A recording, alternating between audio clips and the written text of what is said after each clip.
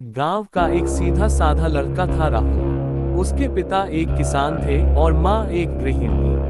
घर की हालत बहुत अच्छी नहीं थी, लेकिन राहुल के पास एक सपना था, आईएएस अफसर बनने का सपना। जब वह 10वीं में था, तब उसके गुरुजी ने एक बार कहा था, बेटा, एक दिन तू बड़ा अफसर बनेगा, बस मेहनत मत छोड़ना। राहुल ने यह बात दिल में बैठा ली। दिन रात पढ़ाई करने लगा।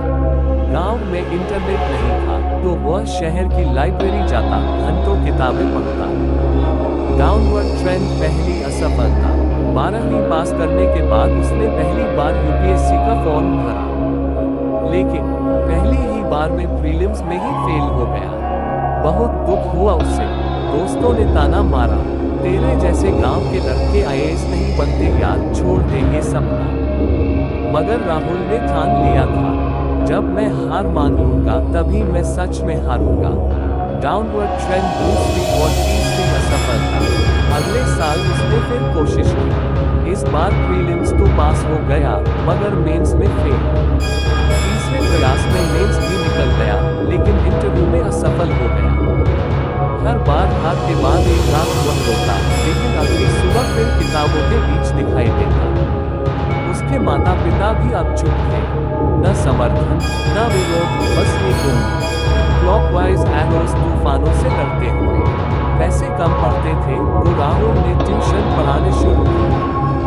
दिन में 8 घंटे पढ़ाता और रात को 6 घंटे खुद पढ़ता। एक समय ऐसा आया कि उसे लगा अब और नहीं हो पाएगा। शरीर भी थक गया था, मन भी।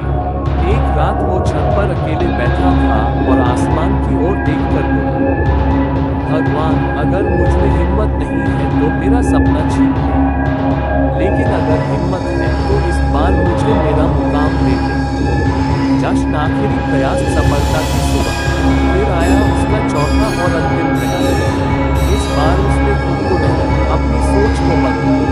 मेहनत नहीं थी, पर रणनीति नहीं। परीक्षा की, इंतजार किया, और फिर एक दिन मोबाइल पर मैसेज आया, बधाई हो, आप यूपीएससी में चयनित हुए हैं। आपकी रैंक 82 है।